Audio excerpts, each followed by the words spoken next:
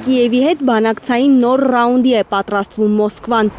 Ռուսաստանի արտգործնախարարը վստահեցրել է, որ ուկրաինական կողմը դրական է արձագանքել։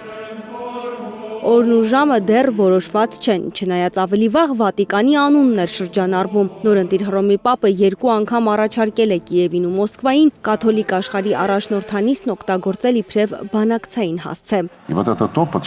Ռուսաստանի գլխավոր դիվանագետը անիրատեսական է համարում այդ տարբերակը։ Պատշաճ չէ, որ ուղղափառ երկրները կաթոլիկ հարթակում քննարկեն հակամարտության արմատական պատճառների վերացման հարցերը։ Կարծում եմ, որ Վատիկանի համար այս պայմաններում այդքան էլ տեղին չի լինի երկու ուղղափառ երկրների պատվիրակություններն ընդունելը։ Այս հայտարարությամբ Լավրովն ըստ էության փորձել է նորից փորել մեղվի փեթակը։ Հայտնի է, որ ռուս-ուկրաինական պատերազմի սկզբից Կիևը փորձում է պատմությամբ, մշակույթով, ամեն ինչով տարանջատվել ռուսականից, եկեղեցունել է հերթահասել։ Զելենսկիի իշխանությունը ընդունում է միայն Ուկրաինայի ինքնավար ուղղափառ եկեղեցին։ Հոգևոր իշխանության փոփոխությունն արվել է այն պատճառով, որ ըստ պաշտոնական Կիևի նախկին եկեղեցին ենթարկվել է Մոսկվայի պատրիարքարանին։ Եկեղեցին, հավատացյալներին եւ Ուկրաինայի ամբողջ ռուսախոս բնակչությանը պետք է ազատել Զելենսկիի ջիրաններից, կարծում է Ռուսաստանի գլխավոր դիվանագետը։ Լավրովը հույս ունի, որ դիվանագիտական ճանապարհով հնարավոր է կրակը դադարեցնելու վերաբերյալ պայմանավորվածության հասնել ու բարեկեցիկ կյանք ապահովել խաղաղ բնակչության համար։ Մենք չենք կարող մարդկանց թողնել այդ ռեժիմի իշխանության տակ։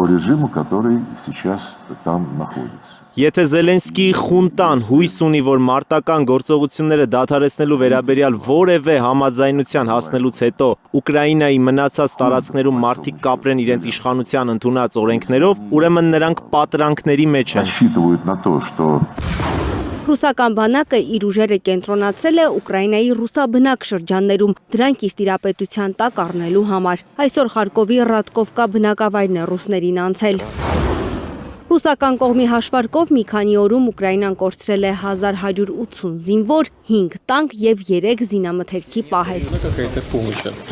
Ինչպես Ռուսաստանի նախագահն է հանձնարարել անվտանգության խորհրդի երեկվա նիստում, այս պահին ռուս զինվորների առջև մարտական խնդիր է դրված բուֆերային գոտի ստեղծել Ռուսաստանի սահմանների երկայնքով։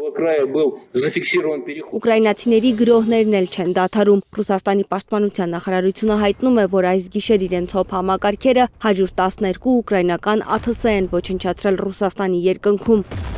24-ը Մոսկվայի տարածաշրջանի, 22-ը Ղրիմի ուղղությամբ։ Այս գիշեր հարվածի տակ է եղել նաև Ելցում գտնվող քիմիական գործարանը։ 8 մարդ է տուժել, հրդեհի հետևանքով վնասվել է 20 բնակարան։ Հասմիկ Սերոբյան, Սմբատ Ասլիկյան, Հայլուր։